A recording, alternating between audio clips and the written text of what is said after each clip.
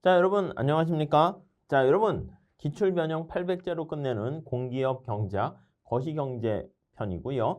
제3편 화폐 수요 공급과 통화 정책에 대해서 같이 공부해 보도록 하겠습니다. 자, 우리가 이제 3편과 관련된 것은 이제 화폐 시장에 대해서 다루는 것입니다. 화폐 시장은요, 화폐 수요 공급 그리고 그 안에 거래가 되는 통화량을 우리가 살펴보게 되는 것입니다. 이때 통화정책이라 하기도 하고요, 금융정책이라고 하기도 하는데 그 통화정책과 금융정책에 대해서 우리 같이 공부해보는 시간을 갖도록 하겠습니다. 자, 구성은요, 이렇게 돼 있는데 시험 문제에 나오는 거는요, 주로 이제 좀 정해져 있긴 해요. 근데 우리는 조금 그래도 혹시나 해서 좀 자세한 깊이 있는 것까지 문제를 터치할 테니까요. 잘 따라와 주시면 좋겠습니다. 자, 먼저 통화량의 정의와 본원 통화에 대해서 같이 한번 살펴보도록 하겠습니다.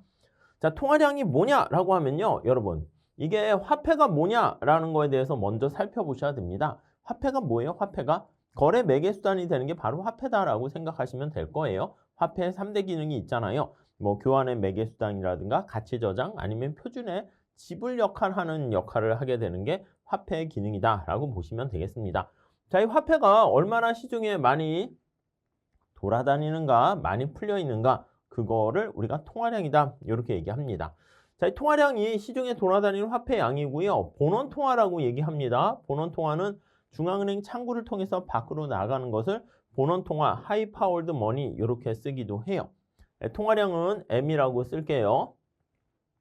이 본원 통화가 시중에 공급되었을 때 몇 배 이상의 효과를 보게 되는데 그게 바로 신용 창조다 이렇게 보시면 될 것 같습니다. 자, 우선 이 두 개의 관계에 대해서 우리 한번 문제 풀면서 설명드리도록 할게요. 자, 475번 문제인데요. 난이도는 한 중으로 해놨습니다. 예, 이거 기본적인 거지만 여러분들이 꼭 잘 정리하셔야 될 거예요. 자, 먼저 화폐 기능에 대한 설명으로 우리가 바르게 말한 것은 이렇게 나와 있습니다. 우리가 화폐라는 게 없으면요, 물물 교환을 할 때 내가 원하는 물건을 서로 트레이드 교환을 할 때요, 사실 원하는 사람을 만나기가 쉽지가 않습니다. 근데 화폐라는 게 있으면 둘이 만나는데 욕망에 상호 일치하는데 시간과 노력을 줄일 수 있다는 장점이 있습니다. 그게 바로 교환의 매개 수단이죠.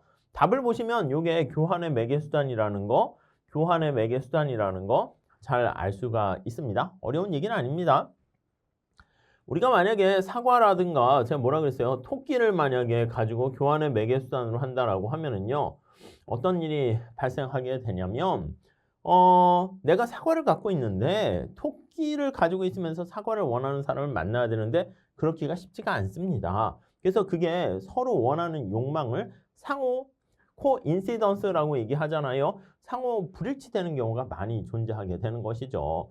자, 그래서 중간에 매개 역할로 화폐를 가지고 사용을 하게 됩니다. 이렇게 원화나 달러를 이용하게 되면은 교환을 할 때 훨씬 더 편리하게 된다라고 생각하시면 되겠고요. 그 다음에 두 번째, 한 시점에서 다른 시점까지 구매력을 보관해 준다. 무슨 말씀이냐면 우리가 사과라든가 토끼를 가지고 우리가 가치 저장 수단으로 가지고 있잖아요. 그럼 사과가 썩거나 토끼가 돌아가시게 되면은 그럼 어떻게 돼? 우리가 가지고 있는 가치가 날아간단 말이에요. 그래서 이 가치를 저장하는 수단이 우리가 생각하는 화폐로 약간 내구성이 있는 것을 사용하게 되면 오랫동안 가치를 뒤로 이전시킬 수 있다라고 보시면 되겠습니다. 자, 어떻게 보면 중요한 건데 어려운 건 아닙니다. 자, 다음 두 번째 출제 예상 문제로 되어 있는데요. 난이도는 중간입니다. 자, 본원 통화는 제가 뭐라 그랬습니까? 중앙은행 창구를 통해서 밖으로 나가는 돈을 우리가 본원 통화 얘기합니다. 우리나라가 이렇게 있어요. 그럼 중앙은행이 이렇게 있죠. 중앙은행 창구를 통해서 밖으로 돈이 나가는 것을 얘기합니다.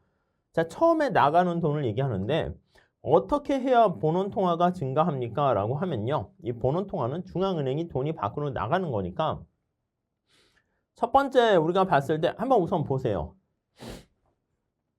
네, 우선 찾으셨습니까? 예, 맞아요. 요거야. 여기 보시면 법정 지급 준비율은 본원 통화랑은 상관이 없어요. 이거는 뭐냐면 우리가 뒤에 다시 보겠지만 예금 통화가 통화량이 얼마나 증가할 것인가 할 때 법정 지급 준비율을 인하하게 되면 더 많은 돈을 대출할 수 있게 돼서요. 시중에 통화량이 증가하는 거지 본원 통화 자체가 증가하는 건 아닙니다. 그래서 우리가 통화량이 증가하는 요인 중에서 본원 통화가 증가하는 거냐? 신용창조 때문에 발생하는가 그걸 나눠서 보셔야 됩니다. 요것들이 바로 보는 통화가 증가하는 요인입니다. 중앙은행에 통화안정증권을 매입하는 경우 이렇게 나와 있어요. 통화증권 아니면 여기 나와 있는 거랑 똑같이 시중은행에 대출을 해줍니다. 이게 돈이 중앙은행에서 나가는 거잖아. 아니면 외환시장에서 외환을 매입하는 경우 만약에 삼성이 해외에서 뭐 스마트폰을 많이 수출해 가지고 달러가 들어왔어요. 돈을 벌어들이는 거와 수출 증가로 그러면 이 달러를 가지고 우리가 우리나라 국내에서 사용할 수 없잖아. 그러니까 이 달러를 받아들인 삼성 입장에서는요. 이거를 중앙은행 가서 환전을 해야 된다고. 그러니까 원화로 바꿔달라고 해야 된다고. 그렇기 때문에 우리가 외환을 매입하게 되면 통화량 자체가 원화가 증가한다. 이렇게 보시면 되겠습니다. 여기서 이거 되게 중요한 거니까 좀 잘 봐주시면 좋겠습니다. 본원 통화란 무엇이고 본원 통화를 증가시키는 요인은 무엇이 있는가 잘 봐주시죠. 자, 신용창조와 화폐 공급은요. 우리가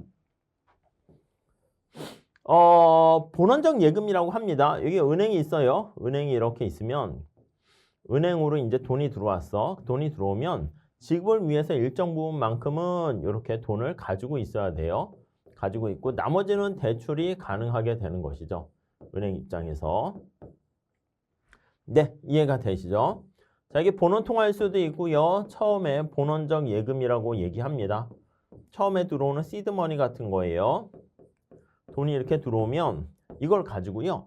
대출을 해. 그래서 이제 맥스가 되는 신용창조는요. A은행에서 지급준비금만큼 놔두고 대출을 해주게 되면 이게 B은행으로 이렇게 가게 되잖아요.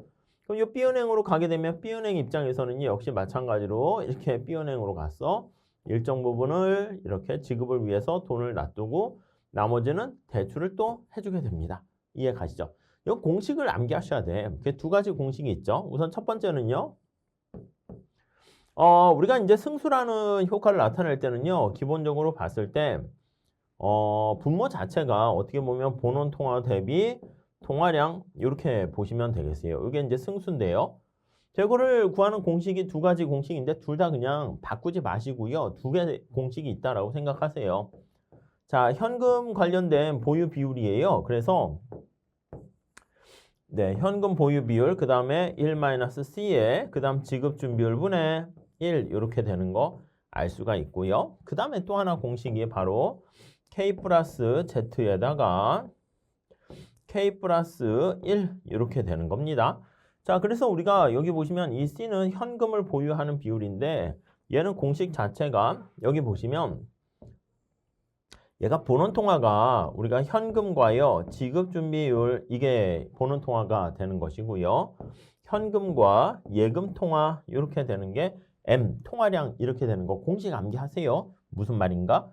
이렇게 돼 있는데 여기 스몰 c는 현금 보유 비율인데요. 현금 보유 비율인데 네, 이거 암기하시죠? 자, 뭐분의 뭐인가라고 하면요. 통화량 대비 현금을 얼마나 보유하는가 그 비율을 나타내요. 그래서 이거는 현금 통화량 비율이라 그러고요. 얘는 뭐라 그럽니까 하면 얘는 현금 예금 비율 이렇게 얘기합니다. 현금 예금 비율 이렇게 얘기를 합니다. 자, 그래서 이거는 바로 뭐냐면 C를 D로 나눈 거 요거로 보시면 돼요. 공식이 두 개 있다라고 생각하시고 접근을 하시면 되겠습니다. 아셨죠? 이 Z는 지급준비율을 나타내는 거죠. 네, 그렇게 보시고요. 자, 여기 문제를 한번 풀어보도록 하겠습니다. 479번이고요. 이 난이도 상이라고 했는데 여러분들이 계산 문제를 되게 많이 부담스러워 하세요. 그래가지고 이렇게 넣었는데 한번 풀어보도록 하시죠. 자, A은행이 300억 원의 예금이 있어. 그리고 255억 원의 대출을 가지고 있대요. 만약에 지급준비율이 10%라고 하면은 우리가 알다시피 은행이라는 게 골드스미스라고 해가지고요. 우리가 이제 금세공업자들이 자기가 금을 다루면서 금고 역할을 하게 되는 것을 거기서 유래했다는 것을 제가 말씀을 드렸잖아요. 그러다 보니까 사람들이 돈을 맡긴 사람들이 모든 돈을 다 그냥 이렇게 갑자기 찾아오지 않기 때문에 일정 부분은 자기가 지급을 위해서 가지고 있으면 될 것이고요. 나머지들은 대출을 해줄 수가 있게 되는 거예요. 자, 그래서 거기 보시면 300억 원의 예금이 들어왔어요. 300억이 이렇게 들어왔습니다. 우리 해설에는 뭐 대차대조표로 이렇게 설명을 했는데 여기서 뭐 그렇게 굳이 할 필요까지는 없어요. 그냥 이렇게 보시면 돼요.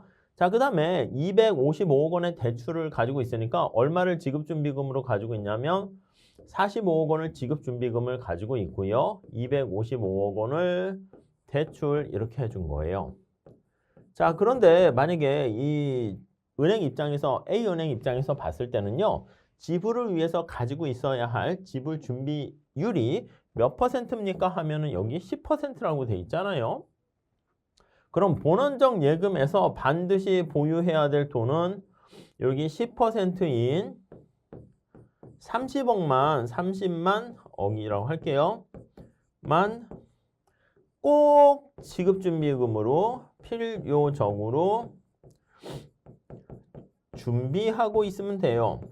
준비금으로 가지고 있으면 됩니다. 이해 가시겠습니까? 그러니까 30억만 딱 이렇게 가지고 있고 나머지는 다 대출을 해줄 수 있는 거야. 근데 얘는 약간 겁나는 거야. 사람들이 갑자기 내 돈 주세요 했다가 못 주면 문제가 되기 때문에 그래서 30억을 넘어가는 45억 원을 지급준비금으로 가지고 있게 되는 것이죠. 이해 가시죠? 자, 그래가지고 여기서 초과 지불 준비금은 얼마입니까? 하면은 30억을 초과해서 45만큼 보유했으니까 얼마나 초과해서 가지고 있는 거예요? 그렇지, 15억이 되는 것이죠. 무슨 말씀인지 아시겠죠? 네, 그렇게 잘 정리하시면 될 것 같습니다. 그러니까 추가적으로 얼마를 더 대출할 수 있습니까? 하면 15억만큼을 더 추가적으로 대출할 수 있다라고 보시면 되겠고요. 자, 다음에 이것도 비슷한 문제인데 484번 문제입니다. 난이도가 상인데 이거는 좀 정신이 없어가지고 그냥 약간 그렇게 넣기는 했어요. 해설 보시면서 여러분들이 잘 체크를 해주세요. 자, 우선 요구불 예금에 대한 현금 보유 비율이 현금 보유 비율이야. 근데 뭐에 대한 요구불 예금이야? 그러니까 현금 보유인데 요구불 예금에 대한 현금 보유 비율이 40%니까 0.4 이렇게 돼 있습니다. 민간 경제 주체들은 현금 외에는 다 요구불 예금으로 예금을 하고 있다. 그러니까 현금 아니면 예금 두 개밖에 없는 거예요. 법정 지급 준비율이 20%다 이렇게 돼 있어요. 그러니까 여기서는 은행이 법정 지급 준비금 이외에는 모두 대출을 해준다라고 합니다. 이것도 마찬가지입니다. 법정 지급 준비금이 Z라고 할 때 여기 나오면 예금 대비 뭐 이렇게 왜냐면 여기 현금 요구불 예금에 대한 하니까 예금 대비 이렇게 보시면 좀 더 타당할 거예요. 0.2 이렇게 돼 있습니다. 자, 이랬을 때 지급 준비금이 여기서 100억 원이라 할 때 본원 통화와 M을 구하세요. 이렇게 돼 있어요. 자, 우선 지급 준비금이 여기 보시면은요. 이게 Z가 100억 원인 거야. Z가 100억 이렇게 돼 있어요. 그럼 얘가 100억 이렇게 돼 있는 거죠. 네, 이해되십니까? 그러면 얘가 얼마가 되겠어요? 얘가 500억 이렇게 되지 않겠습니까? 이렇게 네, 따라오셨죠? 자, D가 500이야. D가 500이야. 500억. 네, 이렇게 돼 있습니다. 그럼 얘가 40%가 되려면 얘는 얼마가 있어야 돼요? C는? 그렇지. 40%가 되려면 여기 나와 있는 것처럼 네, 먼저 한번 보도록 할게요. 얘가 당연히 200억 이렇게 되는 거 알 수가 있습니다. 자, 그러면 다시 정리해 볼게요. 우리 앞에서 본원 통화는 바로 뭐라 그랬습니까? 라고 하면 본원 통화는 현금과 지급준비금 이거예요. 이거 지급준비율이 아니라 지급준비금 이거 대문자로 쓴 거야. 이건 소문자고요. 그리고 통화량은 현금과 예금 이렇게 돼 있는 거예요. 네, 이해되시겠죠? 자, 그러면 얘는 어떻게 돼? C가 200이고 지급준비금이 100이니까 본원 통화는 300억 이렇게 해서 300억 이렇게 돼 있고요. 그 다음 여기 M1이라 하는 통화량은 어떻게 됩니까? 라고 하면요. C가 200억이고 예금이 500억이네요. 500억 이렇게 되니까 700억 이렇게 된다는 거 알 수가 있습니다. 이 내용이 어렵다기보다는 이게 중간에 이게 독해하는 게 시간이 걸려요. 그래서 공식에 대입을 해서 정리하는 거 거기까지 잘 체크하시면 되겠습니다. 자, 그 다음에 485번 문제인데요. 난이도 중으로 해놨습니다. 한번 같이 보시죠. 동화승수에 대한 얘기야. 다음 중 옳지 않은 것은 아는 거니까 X 이렇게 할게요. 언제 통화승수가 커집니까? 공식 자체를 암기하셔야 됩니다. 자, 우선 공식은 현금 보유 비율과 1-C에 이건 소문자야. 지급준비율이야. 분의 1 이렇게 공식을 암기하시면 될 것 같습니다. 네, 이해 가시겠죠? 자, 그러고요. 요거 한번 생각하시면 돼. 자, 그러면 어떤 게 답이 틀렸습니까? 자, 1번 찾았습니까? 예, 맞아요. 여러분, 이거 보세요. 법정 지급 준비율을 인상한다라고 하면은요. 법정 밑줄 치시고 이거 필요라고 합니다. 필수 이렇게도 해요. 여러분, 법정 지급 준비율을 만약에 인상하게 되면 은행이 돈을 꼭 가지고 있어가지고 대출을 하는 걸 막게 된단 말이야. 대출을 더 하지 못하게 된다고. 그러니까 이게 Z가 올라가는 거야. 지급 준비율 Z가 올라가게 되면 이게 승수야, 승수. 스몰 m이라고 할게요. 그러면 승수는 당연히 하락하게 됩니다. 증가하는 게 아니라 하락한다. 이렇게 되는 거 알 수가 있습니다. 그래서 틀렸고요. 다음 2번 중앙은행이 이자율을 인상하게 되면 여러분 이거 어떻게 될까요? 이자율을 인상하게 되면 이거 중요한 건데 여러분 은행이 이자율을 올리게 되면 여러분들 사람들이 현금을 보유하는 비율은 어떻게 될까? 떨어진다고요. 왜냐하면 내가 현금을 갖고 있으면 손해가 되는 거잖아. 그러니까 현금을 보유하는 게 안 좋아요. 그래서 현금 보유 비율이 감소합니다. 감소. 네, 이해되시죠? 현금 보유 비율 여기서 C라고 하면 C가 감소하면 승수는 커진다라는 거 알 수가 있습니다. 오케이, 이해되시죠?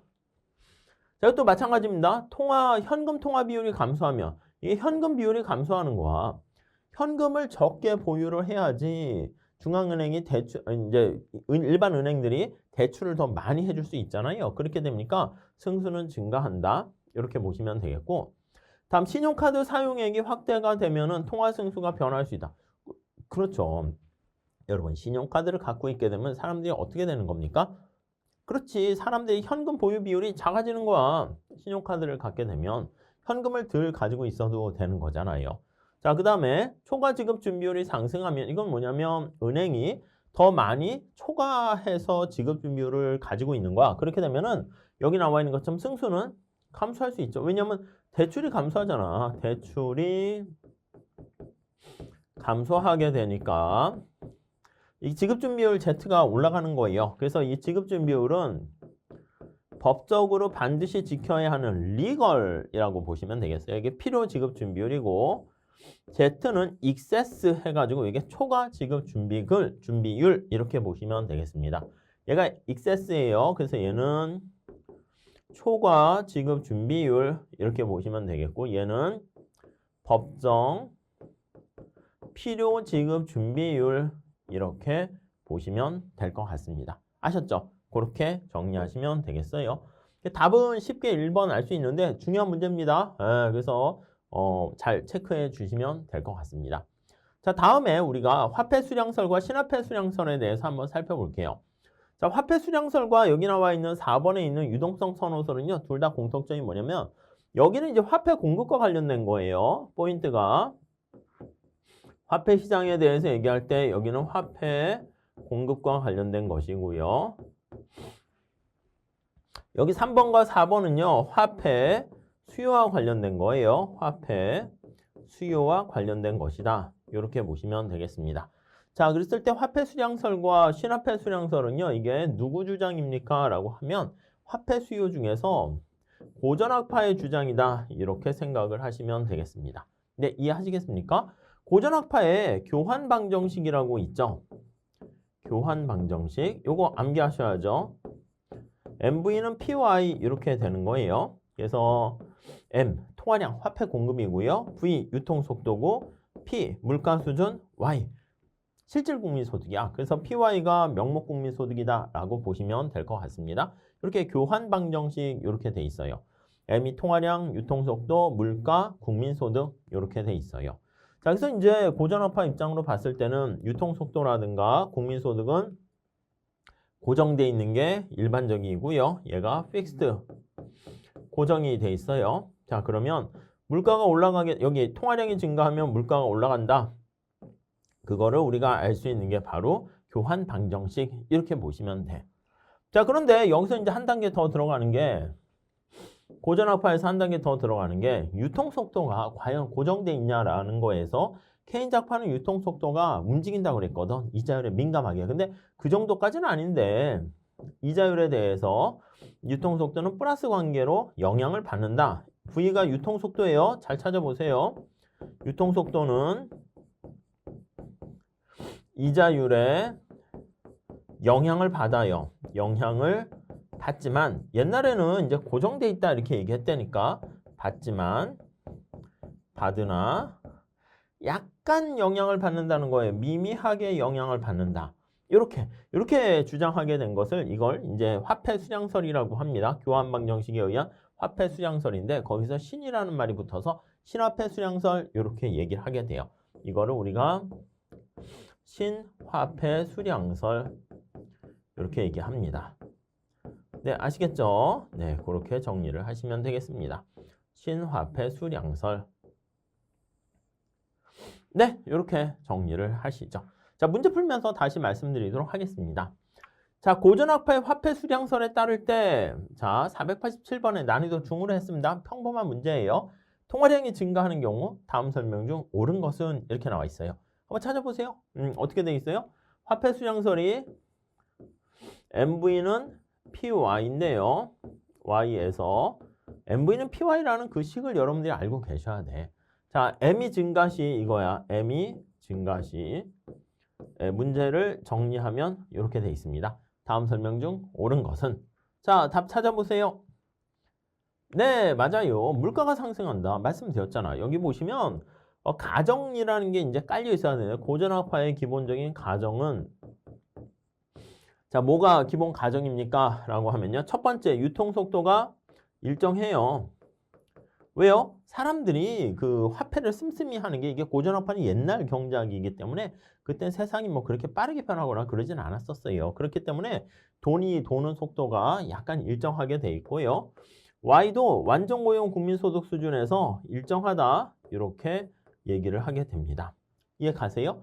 자, 그러니까 여기 보시면 M이 증가하게 되면 V는 그대로 있고 Y는 그대로 있으니까 물가만 상승한다 라는 거 알 수 있고 그래서 결론이라고 할까? 인플레이케이션은 뭐냐라고 하면요. 우리가 알 수 있는 게 뭐냐면 인플레이션의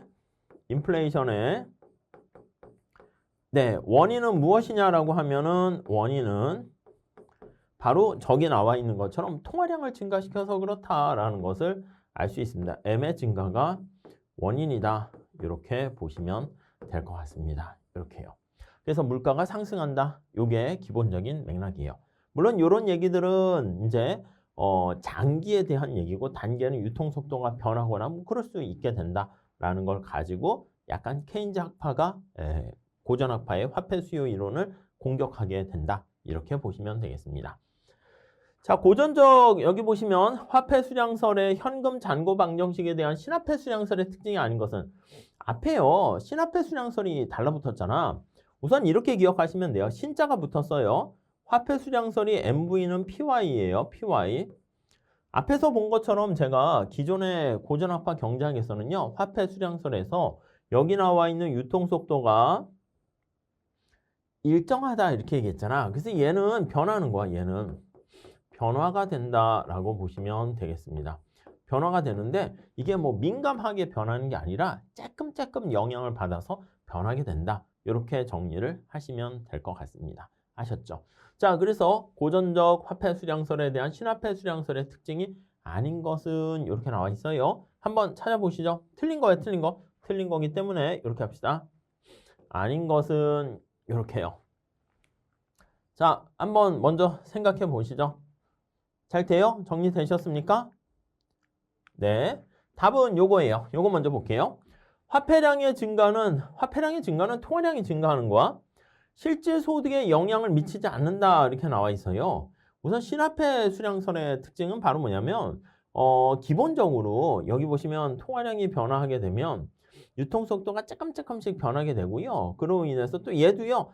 조금씩 변하게 되는 거야. 근데 장기에는 변화가 없다. 자, 이렇게 보세요. 신화폐 수량설은요. 유통속도가 좀 변하고 얘도 조금은 단계는 변할 수 있다라고 주장을 합니다. 그래서 밀턴 프리드만과 같은 사람이야. 프리드만의 신화폐 수량설 이렇게 얘기합니다. 신화폐 수량설이요. 자, 그러면 거시경제학에서는 문제를 어떤 식으로 푸셔야 되는 거냐면 프리드만의 신화폐 수량설 할 때 프리드만은 누구입니까? 라고 하면 통화주의라고 보시면 돼. 통화주의자는요. 어떻게 되냐면 단기와 장기로 나눠가지고 우리가 살펴볼 수 있어요. 장기에는 아무런 효과가 없지만 단기에는 효과가 조금 있다. 이렇게 끌고 가요. 아시겠습니까? 그래서 이제 포인트는 뭐냐면 이거야. 장단기 효과는 다르다. 그러니까 계속 얘기하지만 통화주의자, 프리드만, 신화폐 수량설 같이 묶으셔야 돼. 이게 나중에 뒤에 가면 뭐 자연 실업률 가설, 그 다음에 뭐 이런 식으로 얘기를 할 겁니다. 그래서 언제나 기본적으로 장단기 효과가 다르고 실질 이자율에 영향을 미칠 수 있어요. 이자율이 변해서 유통속도가 변할 수 있다. 이렇게 가요. 극단적인 고전학파는 아무런 영향이 없지만 이렇게요. 아셨죠? 근데 장기에는 효과 없다. 이렇게 돼요. 그러니까 신화폐 수량설이 그 전에 있는 고전적 화폐 수량설과 차이점은 유통속도가 변할 수 있다. 이자율이 변할 수 있다. 예, 그렇게 얘기를 해요. 그래서 유통속도라든가 이자율 등이 단기에는 변화가 가능해요. 단기에는 변화가 가능. 근데 장기에는 변화하지 않는다. 이렇게 끌고 가셔야 되는 거예요. 자, 뭐 그 정도 잘 보시면 되겠습니다. 명목소득이라는 건 뭐야? 여기서 명목소득은. 여기 P 곱하기 Y가 명목소득입니다. 근데 이제 여기 나와 있는 것처럼 단기에 Y도 변할 뿐만 아니라 장기에 또 P도 변하기 때문에 명목소득에는 영향을 미친다.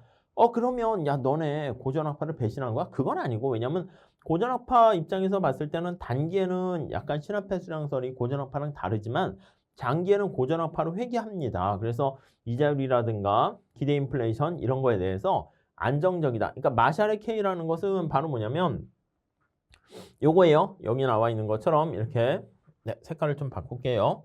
여기다 씁시다. MV는 PY 분의 1에서 요 유통속도를 요거 V로 했죠. 여기 기본서 다시 한번 보세요. 이렇게 돼 있습니다. 얘를 뭐라 그런다? 얘를 마샬의 K라고 얘기합니다. 마샬의 K다. 이렇게 얘기를 합니다.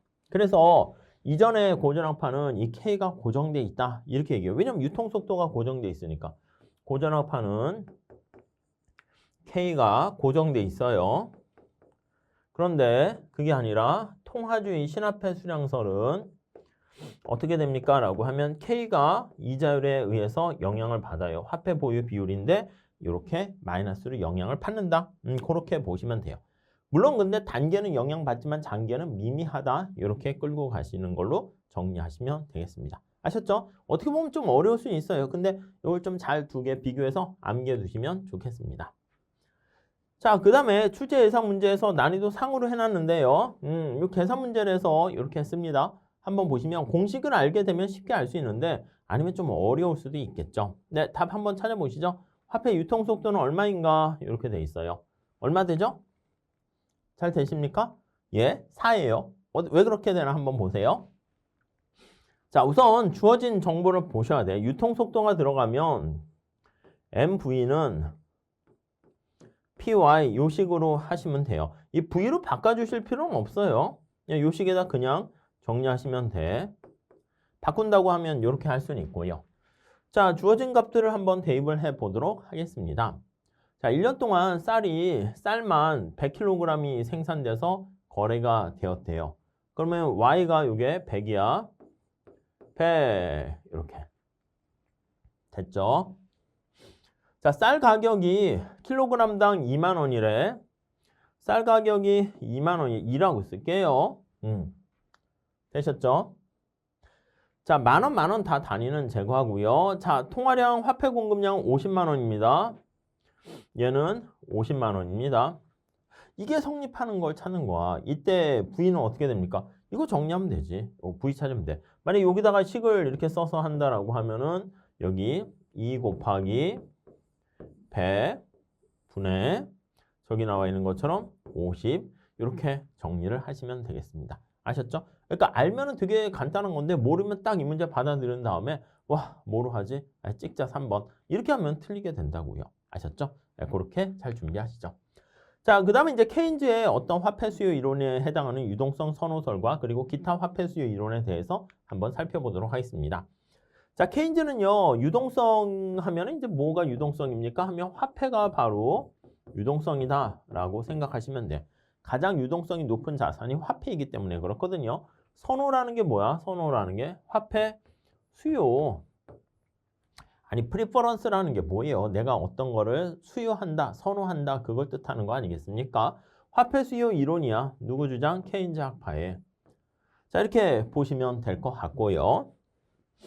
자, 화폐를 왜 보유하는가? 케인즈 학파는요, 화폐 수요 관련된 이유는 두 가지로 보시면 돼요. 하나는 거래를 위한, 하나는 투기적 동기 두 가지가 있습니다. 그래서 거래를 위한, 트랜잭션을 위한, 얘는 이제 소득에 영향을 받는 플러스다라는 거 암기하셔야 되고요. 그리고 스페큘레이티브, 얘는 투기적 동기인데 이자율에 의해서 영향을 받는다. 이렇게 보시면 되겠습니다. 네, 이해 가시죠? 자, 그래서 여기 보시면 이거 우리가 화폐 수요 이론을 나타낼 때 이게 화폐 수요 나타내고요. 이자율이라고 하면 거래적 동기 화폐 수요는 이자율에 영향을 안 받는데 투기적 동기 화폐 수요는 이자율에 영향 받으니까 이렇게 우하향한다라는 거 알 수가 있게 됩니다. 네, 그 정도 우선 봐주시면 돼요. 자, 그 다음에 이제 거기서요, 기타 화폐 수요 이론 해가지고요, 요거를 이제 거래적 동기 화폐 수요 이론을 조금 더 발전시킵니다. 그래서 이게 이제 보몰의 이론이다 이렇게 얘기하기도 해요. 보몰 이렇게요. 약간 이제 너무 깊이 들어가는 측면이 있어서 기본서 강의할 때는 조금 강조하지는 않았어요. 근데 여기 보시면 거래적 동기 화폐 수요를 발전시켰는데요. 보몰이라는 학자가. 근데 거래적 동기 화폐 수요가 Y뿐만 아니라 어떤 여러분 수수료 있잖아요. 거래 비용 있잖아. 그게 이제 여기 또 영향을 미친다라고 얘기를 합니다. 거래 관련된 비용이 네, 화폐를 보유하는 거에 따른 화폐 보유 비용이 발생한다는 것이죠. 자, 그 다음에 여기 보시면 투기적 동기 화폐 수요는요. 토빈이라는 학자가 뭐 보몰 토빈 하는데 보몰은 겹치니까 토빈이라고 보시면 되겠습니다. 그래서 포트폴리오 측면에서 보는 거야. 그래서 포트폴리오 측면에서 화폐를 왜 보유하는가 할 때요. 여기 보시면 이자율 외에 다른 것들도 영향 미쳐. 이자율이 변할 때 우리가 이제 기존에는 그냥 단순하게 그냥 이자율에 마이너스 했는데 여기다가 대체 효과랑 소득 효과를 같이 고민해가 자산 선택 이론해서 대체 효과랑 소득 효과까지 감안해서 얘기를 합니다. 이거는 그냥 가볍게 보세요. 그래서 우리가 미시경제에서 봤던 대체 효과, 소득 효과 얘기가 거기 들어간다라고 보시면 되겠습니다. 아셨죠? 자, 문제 풀면서 정리해 보도록 하겠습니다. 자, 요거는 494번 문제인데요. 난이도 중으로 했습니다. 케인즈의 유동성 선호설이라는 게 이렇게 나와 있는데 다음 중 가장 옳지 않은 것은 자, 케인즈는요. 리퀴디티 프리퍼런스 이론이라고 합니다. 유동성이 바로 리퀴디티예요. 그리고 프리퍼런스 네, 이렇게 되어 있는 것이죠. 네, 이해 가시겠습니까? 자, 다음 설명 중 옳지 않은 것은 이렇게 돼 있어요. 한번 쫙 보시죠. 먼저 답 찾아보세요. 풀어보셨던 분도 한번 보시기 바랍니다. 네, 2번이 틀렸습니다. 자, 투기적 화폐 수요. 이게 좀 약간 이거는 어렵긴 해. 케인즈의 사고방식을 그냥 얘기하는 건데 이건 암기하셔야 됩니다. 투기적 화폐 수요에 영향을 미치는 여러분들이 화폐를 가지고 내가 화폐를 보유할까? 케인즈는 이렇게 봤습니다. 내가 투자 자산으로 보유할 때 금융 자산은 머니 또는 본드 두 개만 있는 거예요. 이게 국공채예요. 국채, 채권. 아니면 화폐를 내가 보유하거나 두 개만 있다라고 네, 생각을 하는 겁니다. 이해하시겠습니까? 자, 두 가지밖에 없는 거야. 자, 그래서요. 내가 화폐를 보유하게 되면은 국채를 좀 적게 보유하고요. 국채를 많이 보유하면 화폐가 줄어들어. 이 두 가지를 합친 게 바로 뭐다? 금융자산 이렇게 보시면 돼. 네, 금융자산으로 이렇게 보유합니다. 자, 그래서 이자율 같은 거에 영향, 이게 채권의 가격이 이자율에 반비례한다고 그랬죠? 국공채와 회사채, 주식 등 각종 아니야, 그냥 뭐 본드라고 하는 이 회사채만 있다라고 보시면 돼. 주식 같은 것까지 다 주식시장을 얘기하지는 않았습니다. 그래서 그냥 요것도 그냥 하나로 해서 그냥 본드 이렇게 얘기했습니다. 다양한 어떤 금융자산을 얘기하지 않았고 금융자산은 두 개만 존재한다라고 가정을 했습니다. 그러니까 이건 그냥 머릿속에 암기하세요. 금융자산에는 저기 나와 있는 화폐. 화폐가 이제 유동성이 가장 높은 자산이죠. 화폐와 국채, 본드, 채권. 본드라고 할게요. 채권, 본드만 존재한다. 그러니까 무슨 말씀이냐면 주식시장 같은 경우는 고려하지 않았습니다. 그 정도 봐주시고. 자, 이자율을 하고요. 투기적 동기 화폐 수요는 마이너스 관계가 되는 거야. 그래서 이자율이 가장 낮은 수준이면 이게 유동성 함정이라고 우리 얘기하죠. 밑줄 치시고. 유동성 함정이야. 유동성 함정에서는 이자율이 가장 낮은 수준에서는 투기적 동기 화폐 수요가 맥스가 된다. 이렇게 보시면 될 것 같습니다. 자, 그 다음 실질 화폐 수요는 실질 국민소득과 명목 이자율의 함수이다. 이 실질 국민소득과 명목 이자율의 함수이다. 뭐 케인즈가 그렇게 얘기한 거죠. 그래서 케인즈는요. 이렇게 돼서 이제 화폐, 금융자산에서 화폐를 어떻게 보유합니까? 라고 하면 화폐 수요 유동성 선호선이라고 얘기했는데 여기에 영향을 미치는 게 Y랑 R이다. 이렇게 됩니다. 고전학파는 어떻게 됐습니까? 고전학파는 이자율은 영향을 미치지 않고 소득만 영향을 미친다. 이렇게 얘기하는 건데 이자율이 거기 들어갔습니다. 통화량의 변동이 이자율 변동을 통해서 그렇죠. 통화량을 변화시키면 이자율이 변화하게 되는 것이죠. 그럼 그게 총수에 영향을 미쳐요. 이거 ISLM 떠올리시면 되는 거죠. 자, 그래서 통화량을 증가시키면 이자율이 하락합니다. 이자율이 하락하게 되면 투자가 증가하게 되면서 그래서 총수요가 증가한다. 이렇게 보시면 되겠습니다. 자, 화폐의 소득 유통 속도가 이자율에 민감하게 반응한다고. 맞아요. 소득 유통 속도 같은 게 이자율에 영향을 안 받는다. 이게 바로 고전학파고요. 이자율에 영향을 받는다. 이게 바로 케인즈학파의 주장이다. 이렇게 정리를 하시면 되겠습니다. 아셨죠? 네, 그렇게 봐주시죠. 자, 다음에 500번 문제인데 이거는 이제 난이도 상으로 한 거는 뭐냐면 이 케인즈와 그냥 일반적인 화폐 수요 이론에서 고전학파는 케인즈학파만 얘기한 게 아니라 여기 딱 앞에서 말씀드렸던 프리드만이라든가 이건 신화폐 수량설이니까 고전학파 얘기고요. 보몰, 토빈 이런 것들 지금 얘기를 했기 때문에 난이도 상으로 했어요. 아셨죠? 자, 그래서 가볍게 보시면 되는데 여기 보시면 문제가 다음 중 화폐 수요 이론에 대해서 옳은 것을 모두 고르면 이렇게 돼 있습니다.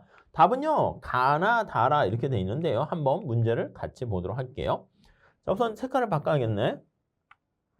가번. 케인즈에 따르면 화폐 수요는 이자율에 반비례한다. 맞아요, 틀려요? 맞지. 고전학파는 이자율에 영향을 안 받는다니까? 근데 케인즈는 이자율에 영향 받아요. 이자율 보고 내가 화폐를 보유할 것인가 아니면 채권을 우리가 수요할 것인가 그걸 결정하게 돼요. 자, 그래서 이거는 오케이 맞습니다. 다음 화폐 수요가 이자율에 극단적으로 민감할 경우 이거예요. 화폐 수요가 이자율에 극단적으로 민감할 경우 고전학파는 화폐 수요가 이자율에 영향 안 받는다고 그랬죠. 다시 정리할게요. 고전학파는 뭐라고요? 화폐에 대한 수요에 영향을 미치는 것은 소득 하나밖에 없어요. 왜냐면 이제 거래적 동기 화폐 수요 이거 하나만 있는 거죠. 케인즈학파는 어떻게 됩니까? 하면 화폐 수요가 소득이 영향을 받거나 이자율에 영향을 받는데 근데 상대적으로 어느 게 더 영향을 크게 받는다? 이자율이 크게 영향을 미친다라고 보시면 되겠습니다. 얘가 더 중요하다고 보는 거예요. 네, 이해 가시겠죠? 자, 그래서 이자율에 극단적으로 민감하면 통화정책 이거는 명목 GDP에 아무런 그쵸? 얘가 뭐라고요? 유동성 함정이다라고 보시면 돼요. 리퀴디티가 트랩에 빠져 있는 거예요. 유동성 함정에 빠져 있는 상황에서 그 다음 통화량을 증가시키는 통화정책은요. 명목 국민소득에는 아무런 영향을 주지 못한다. 이렇게 되는 거네요. 이게 통화정책을 변화시키는 게 아무 효과 없다라고 생각하시면 되겠어요. LM 곡선을 우측 이동시켜도 LM이 수평이므로 LM을 우측 이동시키는 것은 LM을 우측 이동은 아무 효과 없어. 이렇게 보시면 될 것 같습니다. 네, 이렇게 봐주시죠. 자, 그 다음에 자, 이거 답은 프리드만은 이자율의 화폐수에 영향을 미치지 못하며 이자율이 화폐수에 영향을 미치지 못한다 그러면 틀려. 영향을 미쳐요. 근데 큰 일이잖아. 큰. 그쵸? 영향을 미치는데 크게 영향을 미치지 못한다 이렇게 주장을 했고요. 화폐 수요는 기타 이런 것들의 등등등의 요인에 의해서 영향을 받는다라고 주장을 했습니다. 예, 프리드만의 신화폐 수량설 이렇게 보시면 되겠고요. 자, 그 다음에 보멀과 토비는 보멀은요. 거래역 등급 화폐 수요에다가 우리가 거래 비용뿐만 아니라 수수료뿐만 아니라 이자율도 영향을 미칠 수 있다 그렇게 주장을 했어요. 왜냐하면 여기 나와 있는 것처럼 이자율이 올라가게 되면 거래를 위해서 우리가 현금을 보유할 때 현금 보유에 대한 기회비용이 커지게 되는 거야. 자, 그렇기 때문에 이자율이 올라가면 화폐 유통 속도는 같이 증가하는 결과를 초래하기 때문에 이자율이 거래역 등급 화폐 수요에 영향을 미치게 된다. 이렇게 보시면 되겠습니다. 네, 이것도 그냥 요거는 그 자체를 막 식으로 해서 많은 양을 공부하기보다는 그냥 암기하시죠. 이 정도 선에서 그냥 그치고 최근에 잘 출제는 안 되고 있어요. 그 다음에 토빈의 포트폴리오 이론에 따르면 이자율이 상승할 때 이건 좀 어렵습니다. 여러분 근데 이거는 소득효과랑 대체효과 우리 봤었잖아. 우리가 이자율이 변화했을 때 대체효과랑 소득효과를 보면 미시경제학으로 보는 거예요. 미시적으로 접근하는 거와 미시적으로 볼 때 우리가 보면 여러분 이자율이 올라갔을 때 상식의 통환의 효과가 뭐야? 대체효과잖아요. 대체효과. 대체효과는 상식의 통환의 효과이기 때문에 대체효과는 이자율이 올라가게 되면은 화폐 보유에 대한 그게 수요가 감소한다니까. 그러니까 우리 대체효과는 약간 상식 효과야. 소득 효과는 뭐야? 삐딱 효과. 그러면 우리가 전에 이자율이 변했을 때 화폐 수요 같은 게 어떻게 변합니까? 하면은 소득 효과는 예, 맞아요. 이게 소득 효과는 삐딱 효과이기 때문에 우리 계속 얘기했었잖아요. 기펜제라든가 이런 것도 뭐 정상제냐 열등제냐 그거에 따라 달라진 것처럼 대체 효과만 진실이고 소득 효과는 삐딱선이 효과를 타게 된다. 그 원리를 가지고 문제를 접근하시면 돼요. 아시죠? 여기서 더 보지 마세요. 이 정도까지만 하세요. 그래서 이거는 대체 효과는 이렇게 보셔야 됩니다. 자, 그리고 이제 보멀토빈에 따르면 거래적 동기 화폐 수요에 규모의 경제가 존재한다. 범위가 아닙니다. 규모의 경제가 존재한다. 이렇게 머릿속에 암기하시죠. 이게 도대체 뭡니까? 이게 보멀의 화폐 수요로는요. 우리가 식으로 정리하면 결론만 암기하시면 화폐 수요는 소득에 대해서 국민소득에 대해서 이렇게 Y가 들어가요. 이자율은 이제 분모에 들어가고 거래 비용 같은 게 좀 들어가고 이렇게.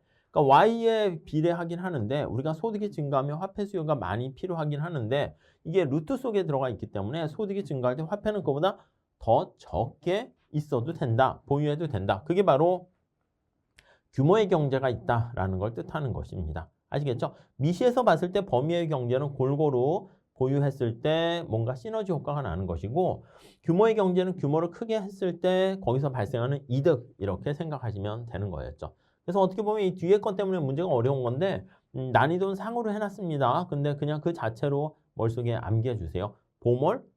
거래역 등급 화폐 수요가 이자율에 영향을 받을 수 있겠구나. 플러스입니까? 마이너스입니까? 그냥 마이너스. 토빈의 포트폴리오 모형?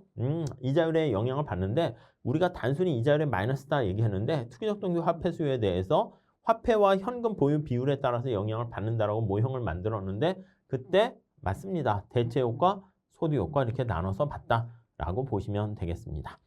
자, 그 다음 피셔 효과와 이자율 결정 나와 있는데 피셔 효과는 무엇입니까? 라고 하면요. 자, 어빙 피셔라는 학자가 뭐라고 그랬냐면 명목 이자율은요. 실질 이자율에다가 기대물가 상승률의 합으로 구성되어 있다. 이렇게 얘기를 했습니다. 얘가 노미널이야. 명목 이자율이고요. 얘가 실질 이자율입니다. 실질 이자율입니다. 얘는 기대 인플레이션율 이렇게 보시면 돼요. 이 식에 대해서 얘기하는 게 바로 피셔 효과입니다. 자, 그랬을 때 우리가 단계는 기대 인플레이션이 올라가면요. 얘가 바로바로 반영을 잘 못해요. 얘가 10% 올라갔는데 얘가 한 4% 마냥 올라갔어요. 그럼 실질은 어떻게 돼요? 6%만큼 이렇게 감소하겠죠. 그래서 기대 인플레이션율이 올라가게 되면 여기 나와 있는 것처럼 실질 인플레이션율이 떨어질 수 있다는 게 이게 바로 먼델 토빈 효과에서 저는 먼토 효과다. 이렇게 얘기를 하게 되는 것이고요. 자, 그게 아니고요. 명목이자율은 실질이자율에다가 기대 인플레이션율이 이렇게 있습니다. 그럼 얘가 올라갔을 때 얘가 그대로 영향을 미쳐요. 그럼 얘가 이제 고정돼 있는 것이죠. 자, 이렇게 돼 있으면 이거를 바로 뭐라고 하냐면 이게 피셔 효과, 피셔 가설 이렇게 얘기합니다. 아시겠죠? 그래서 약간 먼토 효과는 단기에 케인즈 학파에 가까운 얘기가 되고요. 피셔 효과는 장기에 고전 학파에 영향을 미친다. 이렇게 정리를 하시면 되겠습니다. 아셨죠? 자, 여기서 실제 시험 문제에서는요. 501번인데요. 난이도 상으로 했어요. 계산 문제이기 때문에 이렇게 문제를 주어줄 수가 있습니다. 어떻게 이거 풀 수 있겠어요? 화폐 수량설과 피셔 방정식이 성립하고 화폐 유통 속도가 일정할 때 실질 경제 성장률이라든가 통화 증가율, 명목 이자율이 주어져 있다면 실질 이자율을 구하세요. 이렇게 돼 있어요. 아, 이거 못하겠어. 맞아요. 쉬운 거 아니야. 근데 예, 답이 여기 7%인데요. 여기 한번 보시면 화폐 수량설이 뭔지 아셔야죠. MV는 PY. MV는 PY. 네, 이해되시죠? 피셔 방정식이 뭔지 아셔야죠. 피셔 방정식이. 뭐예요? 그렇지. 명목 이자율은 실질 이자율에다가 물가 상승률. 기대 물가 상승률인데 기대한 게 나중에 실제로 정확하게 연결이 되니까 그냥 물가 상승률 이렇게 보셔도 돼요. 자, 요거를요 우리가 변화율로 나타내는 거 이해되십니까? 네, 여기 나와 있는 것처럼 통화량의 변화율 더하기 유통속도의 변화율 얘는 여기 물가 상승률 더하기 국민소득의 증가율 이렇게 돼 있습니다. 이해 가시죠? 자, 주어진 값들을 한번 대입해 볼게요. 자, 유통속도는 일정하되 유통속도가 일정 얘가 일정하대요. 이거 기계적으로 푸시는 거예요. 그러니까 여러분들 이 문제 스타일을 암기를 해 두세요. 자, 경제에서 실질 경제 성장률이 3%야. 실질 경제 성장률이 3%입니다. 3%. 자, 통화 증가율이 6%야. 통화 증가율이 6%야. 6%. 네, 이렇게 돼 있습니다.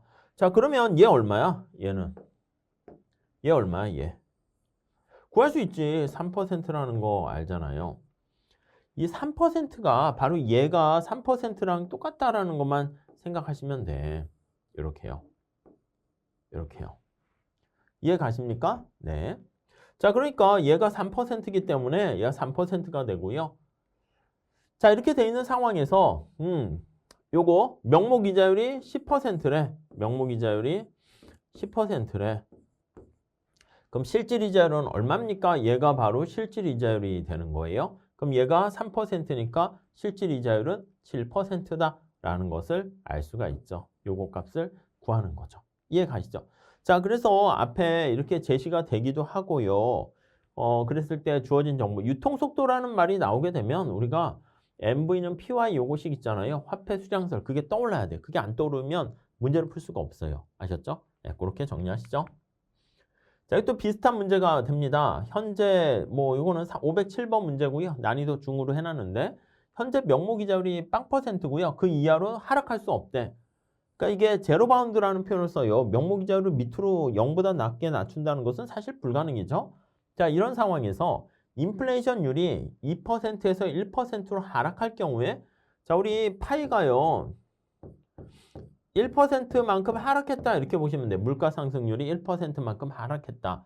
그랬을 때 실질 이자율과 국민소득은 어떻게 변하니? 이렇게 되는 겁니다. 어떤 걸 클루로 해서 문제를 푸셔야 될까요?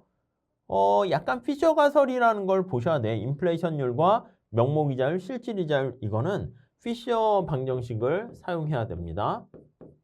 피셔 가설에 입각한 식을 우리가 먼저 떠올리셔야 돼요. 그럼 명목 이자율은 실질 이자율에다가 기대 물가 상승률 요게 이제 떠올라야 됩니다. 네, 이해 가시겠죠? 자, 그러면 우선 첫 번째 주어진 값들을 한번 대입을 해볼게요. 얘가 어떻게 됐다? 마이너스 1% 하락했습니다. 근데 명목 이자율은 얘가 제로에서 더 이상 변할 수가 없대요. 이렇게 됩니다. 자, 그럼 얘는 어떻게 돼요? 얘는.